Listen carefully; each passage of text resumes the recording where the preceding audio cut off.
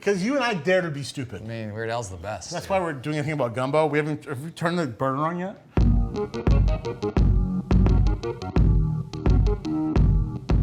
I am Joe Riccio, and this is Food Coma on the road in the kitchen with Josh Pataki, who, if you've been listening to the podcast, you might be familiar with, but also if you've been alive around Maine for the last 20 years, you also might know, if you're into food. We did a podcast with him about a month ago, and he made us this gumbo that was literally one of the most insane things I've ever eaten in my life. And we both know the person that had previously done that, and I'm not gonna mention names, and I love this person still, and I don't have to mention names, but Josh kind of usurped this person, in my opinion, as far as gumbo. So I wanted to get together with him, recreate it, but in a way that was a little more accessible and a little bit quicker. We did a lot of the work beforehand. There really is no true shortcut with gumbo, right? I mean, no, other than the Holy Trinity and having your roux, like the roux is that really... middle aisle at Hannaford if you want to buy the Sara Lee gumbo frozen meal or whatever. Yeah, no. I mean, gumbo is such a, New Orleans itself, it captures, gumbo, the music, the art, the culture there, But when you go there, it's like going to a different country. It's like, the sound and it's just so vibrant and alive, dude, and you're just part of it, and the food is part of it, and the music is part of it. All these things are part of it. And gumbo certainly is a huge part of it. So we got this chicken wing. We got the best of both worlds here. Yeah, chicken wing gumbo. Let's explain the parts of this that are basically done way in advance and the ones that are not. The roux and the stock. This stock, I call this omni stocked because I put like a smoked, turkey wing. Look at the color of this goddamn thing. Yeah, so that's a couple days, but it doesn't have to be. You just make a good rich chicken stock. Yeah. And that's this where to you a lot start. of people is like already a done soup. That's delicious. Start out with some butter. Fire that in there. Ooh, Oh, that's the hot. It's the hot pan. wicked hot. You should get that trin right up in there. The trin. Look at that melt down Slap a little it in, bit. dude. A little Trinity. I mean, look, a little brown butter doesn't hurt anybody, especially in a I dish agree. that revolves around things being browned. I mean, Little holy. what are you gonna do? Get that Trinity going. You kind of just want to saute that up till it's a little bit translucent. Yep. And then you're gonna take andouille sausage. You can use any sausage you want. This is Using traditional two in kinds. New Orleans.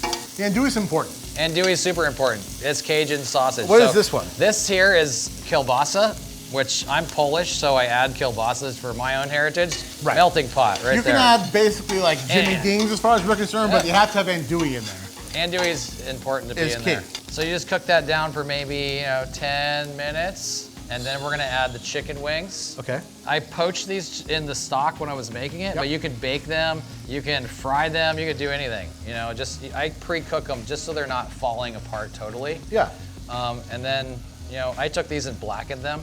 Pretty cool. It's one of the things, like, obviously, like, better chicken you use is better, but Whatever you it's want. like, if you're in Hannaford and you buy the party size thing of, like, wings and legs, like, who Yeah. cares? That's what this is for. Put the okra in. So we're putting the charred okra in. That's blackened. Yeah, you can char it, you can blacken Well, I it. You keep don't have to forgetting do that anything. Serrano is an okra because you Yeah. cut it like okra. Yep, so. and Serrano peppers. Okay. I put these in for heat. This is extremely unconventional because most people who make gumbo would start it with the roux. You're basically building a roux here again with all this stuff. Yeah. We'll add this roux to this, Right. and it'll be the roux, and then we'll add the stock just like you would. The night if you're before, you making could it just that way. make roux while watching Daria. Yeah, and then you have build it. You it. put it in the delis, which Yep. I'm not. He is perfect. That's what we do. It's quick. You This have is a the quick roux, version. yeah. But that's like really unconventional though. Is having your roux pre-made. That's not a thing I've ever seen. It's even. not, but here it goes. Oh, it's going in now. So Yeah. before the stock, roux goes in. A little combo. You don't have Yeah. to do this. This is like our own little touch here. Je ne sais quoi. Filet gumbo powder. That's the sassafras root. Most gumbo again, like you're Ooh, just smell that. you're Smell literally- that sassafras, dude. God damn. Like you're inciting a mob of gumbo people because not only did you do the roux beforehand, but also you use both okra and filet powder, which I'm pretty sure you use one of the other normally, right? I don't know, man. those To be the honest, same? I don't they know. definitely use okra down there, and I think Okay. filet is supposed to be in there. I always thought there was like one or the other, but I definitely am happy being wrong because. A little bit of tomato paste. Yep. Just mix that in. See how it's like kind of roux-ish? Yep. Right?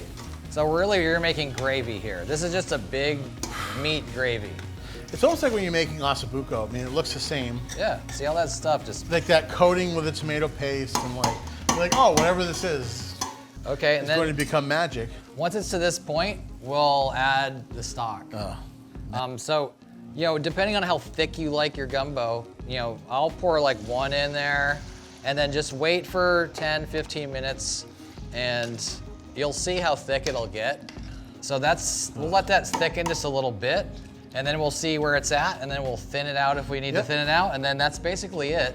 I got talking to Josh the other day, and I will give a shout out to our friend Kelly here, because our friend Love Kelly. you, Kelly. We love you, Kelly. We are from Maine. We are Maine people. But when I was growing up, we used to have a Red Lobster here. The cheesy biscuits at Red Lobster, I think, stir the Magical. most nostalgia Magical. for everybody. It's almost like the breadsticks and salad at Olive Garden. Yes. Because American chain restaurants. There's I'm some things. I'm not a snob with these things. They're- Is this coming around? Yeah, I just want to like make a point that it's like getting pretty thick. Oh yeah. You know, Gross. that's not bad right there for like what you're My looking least for. favorite part is how it smells like shit.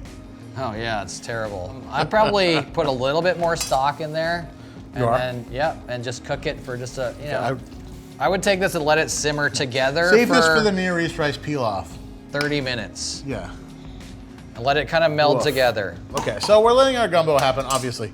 The only thing with Red Lobster was the cheesy biscuits, and they stick with me. I've never got the chance to have more than one Red Lobster cheesy biscuit. I brought this up to our friend Kelly, and she's like, well, you know, Josh knows how to make the Red Lobster cheesy biscuits, and I was like, well, fuck me, like.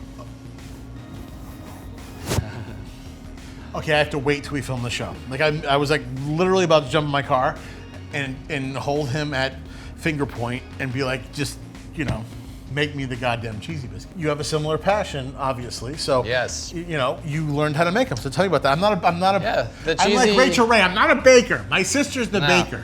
Cheesy biscuit. I mean, I literally got the box one time and like just looked at it, looked at the ingredients. They sell the box. Yeah, there's the box out there. It's like a dry Jesus. mix.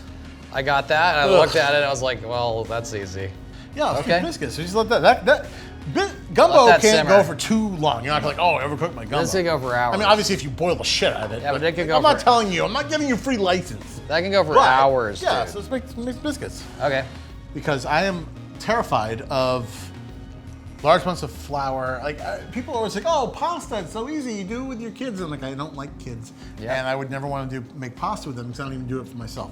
They're like, you just make it a little well. I don't care. You've kind of lightly floured your surface. Yeah. It seems like a lot of butter, cheese, herbs, dried herbs. I mean, you don't want to like overclass. Yeah, I mean, I had this cheese here. You can use whatever cheese you would like, but like, Right. I would say something like Velveeta too could be insane in there. Like, You a biscuit guy in general? I love biscuits. Like making biscuits? Yeah, I worked back in the day. I worked in North Carolina with this lady at this. It was like a family, southern restaurant, Yeah. and like I tried to wait tables at this place. I really realized at that point I'll never be a waiter because it just didn't work for me. But I like could've this told woman, you. Diane, man, I would go back and the biscuit here was like it was like a thing. People would drive hundreds of miles. It was by this huge farmer's market, and they would go there. And Diane, who made the biscuits. This was like mid-90s. I mean, I go in and that's all she did. She'd come in to make the biscuit. She had like a beehive and she smoked cigarettes in the kitchen. But you know what? She can smoke anything she wants when she makes those biscuits because, dude, it's a magical thing and a beautiful thing. We have some flour here, all purpose is fine. They also, Southerners will white lily flour. This is an all purpose, so like I'll add that. I add a little bit of baking powder. A little bit of garlic powder, some onion powder, and some dried chive, and then just some salted butter. I'll break this up by hand. A lot of times if I'm doing a big batch of biscuits, I'll take this and blend it in the food processor. Yep. Because it really marries the... So is that butter cold or? This butter is not cold. Okay. If I was doing it in the food processor, I would definitely have it cold. And you just And buzz why are you that doing together. it by hand instead of the food processor? Just because it's a small batch. A little bit of salt too in there. And then you're looking for this sandy texture. Mm-hmm. I just want it to be like sand. And then so at that point I'll add some cheese into there. This is just like sharp cheddar Allow me cabbage. to Yeah, help. go ahead, send it. Yeah. You just kind of mix that in, and then I'll add some buttermilk. And I don't really ever measure this part, But I just go for consistency and like what it should feel and look like. Like you want it to come together, but you also don't want it to be too wet. Overworking a biscuit you don't want to do because it makes it tough. So you're really just grabbing it and squeezing it and grabbing it and squeezing it. You want to marry that just till it comes together, and then I'll just turn it out. You know, so it's like that, and then I'll just I just bring it together and squeeze it. Dude, just even the raw biscuits smell. Dude, biscuits, I mean, a fresh baked biscuit, that's something, I mean, growing up, like, my mom would make biscuits. She'd make 2 sets for all the kids. Yep. You know, one biscuit would be with your chicken and dumpling or whatever, chicken gravy over a biscuit, and then dessert, your biscuit, you get another biscuit, right, and it would be with honey butter, right, which was like a magical thing. You know what's like enjoyable to me is how fucking skinny you are. Ha! I've been on a run. You have been. Yeah, you're on the run more than I am. I've been on a run. I just sort of sit there and accept the reality and let it wash over me and then just bitch and complain about it. I've been on a run for a long time. So, once that comes together, I flatten it out. And this is where it's kind of like a turn in a dough, like you would if you were making a croissant or something. They do these kind of turns. Yep. But like what this will do is create layering in the biscuit itself. Do that, and then I'll fold it by thirds. Here, kind of in on itself. Yep. And then in on itself again. Now, is this what they do at Red Lobster every day, you think? No. They definitely don't do that. Okay, and at that point, you just kind of bring it back together, and it'll be a little bit tight. It kind of tightens up. We'll chill this, and then we'll roll it out and cut them, and then we'll make the biscuit, then we can put it in the oven. All right, so cheesy biscuit time. These rested for 15 minutes in a cooler. Yep. So yeah, it's chill. It firms up a bit, and it also relaxes. Next? The gluten relaxes, so you can roll it out. And so I'll take just kind of tighten it. You've got to use the wine bottle as a rolling pin, I see. Yeah, this feels a little dry, so I might just press it down. Yeah, you can use a wine bottle, you can use whatever, just to kind of roll them out a little bit. You can have your biscuit as thick as you want it. That's the Brun Zweigelt from Austria from Crush Distributors. So you just roll those out a little bit. Yeah, how thick? I like them pretty thick. I'll roll it to that point, and then I'll just square it back up. And you can use a kitchen knife. You can use any kind of blade, anything like that, and just square it off. Yeah. What makes Red Lobster cheesy biscuits different than like delicious regular biscuits? Well, I mean, I think Red Lobster biscuits, they bake them really light. It kind of the texture of it is, to me, like the biscuits you buy in a can, Yeah. So, I cut them like... So by our version, do you mean you're making it less good? No, I'm making it more good, bro. Because it sounds like you're taking away from the Red Lobster-esque Well, properties of it. Now tell me why that's okay. This is only going to be nostalgic for you. It's not going to be exact. So you're already yelling at me, which is funny. So I want you to get I like to have low expectations in life in general. That way you're not ever let down. You're never let down if your expectations are low. Everybody, like seriously. This comes in for me. I just want to dip one in gumbo once. This here, Crisco butter spray. Butter spray. So this for me gives it the like. Now is that, I cannot believe it's not butter, or is it margarine or is it real butter? This is Crisco butter scented spray. And Crisco's usually shortening, right? Like as far as the brand. This is the sleaze. This is the sleaze. So you want that taste when you're like, why does it taste like grandma's? Yeah. Well, or like fake buttered popcorn. Yeah. It tastes really great because of that. I love fake buttered popcorn. So that adds that element into it. You put these on a sheet tray, baking tray, whatever you got. Yeah. I oven at 350, 375. I'm not gonna lie, I'm really excited. And then I just really excited about these. You just hit it over the top with that. Of course you do. And please showcase it. No. I got a little on me. Yeah, Crisco butter spray. Yeah, I want to do whippets with it. It's like. Smell it? I smell it. It's like I want to do a Crisco. It's like the movie theater immediately. It literally smells. It smells like the movie theater. So that's our sketch. It makes you want to go insane smelling this butter, to be honest. I'm gonna take those and I'll put them in a good way. You put them in the oven at 350, 375 for like 20 minutes. What if I have an easy bake oven, like a kid's oven? Well, I don't know, dude. I've never used one of those, but like, you really want to underbake. That's the key for a Red Lobster biscuit. It's underbaked, so just until it's tender and like light. You don't want to brown it super. So just keep an eye on it. I'm gonna put these in the oven. So we're back with the biscuits. It's hard to describe how delicious they are. It's tough when you actually try to recreate something that's not from nature Yeah. with something that is from nature, I think, a little bit. Yep. But however, they are delicious, so, I mean, They're delicious. woof. Look at the cheese in there. See? God damn. Look at cheddar biscuit. Like, Yeah. I don't care if it looks like a Red Lobster give that biscuit. a try and see what it takes. See, Yeah. just see if it takes you back to I'm that gonna Red wait Lobster. until it's not Molten. going to permanently impair my ability to taste anything. It's hot. Look at these things, man. You know, like, Go. flavors are there, you know? Little garlic, cheddar. You know why they're so good? That you're hungry? It tastes like Cheez-Its. Yeah, that's that. It tastes like a Cheez-It. That's that right there. Yeah. So that's great on its own, or you can like put that with the gumbo. You know, I drop it right in the gumbo. So let's assemble. You want to assemble these gumbos? Yeah. This came out and I was like, those aren't golden. Golden. And then I tasted one and I was like, So you know, you're gonna put like a wing, I will never question anything again in my life. It was delicious. Want to switch places? maybe a little wing. You know, you do that about God, look at that. three Put the quarters piece of full, combo and in. then Oh, that's it's a chicken. rice, Oh, yeah. right? You can dirty it up too, which I put a little filet powder on it, but you can do like liver, giblets, and giblets, like real dirty rice. Chippy Gibbersons, that's what I call Yeah. them. Yeah. And Oof. you know, so that's your gumbo. You know, you got a chicken wing in I mean- there. You got that, and then Just get a picture of this, like Let's the put a wing depth in there. of the color of this gumbo is like insane. It's like, it's like sheen. It's like velvet. you know that point when nothing really else matters in life, like anything has happened, like 5 minutes even Yeah, before. and you're gumbo will make you feel that.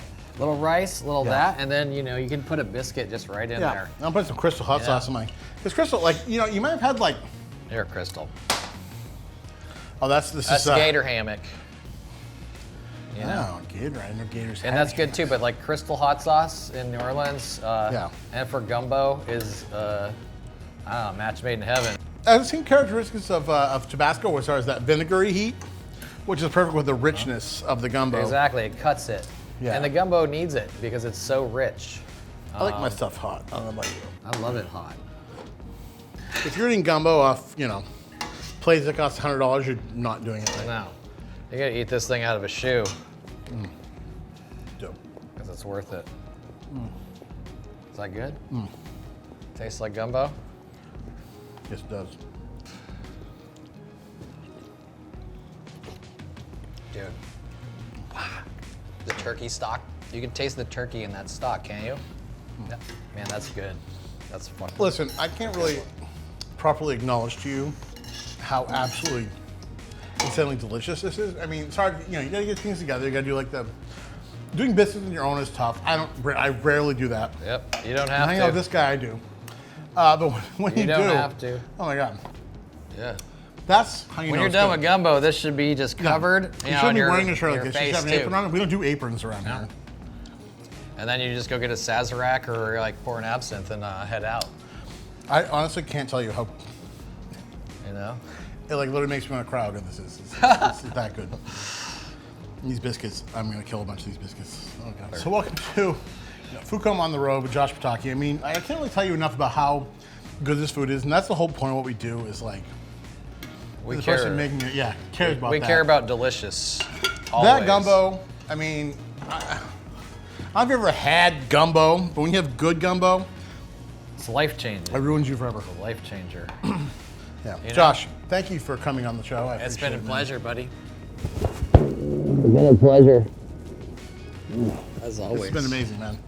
People like Josh are the people that I choose to surround myself with for obvious reasons. Not that I would still love if you to make amazing food. Hey, I wouldn't love me if I didn't make It would be amazing those food. steely blue eyes of yours, Josh.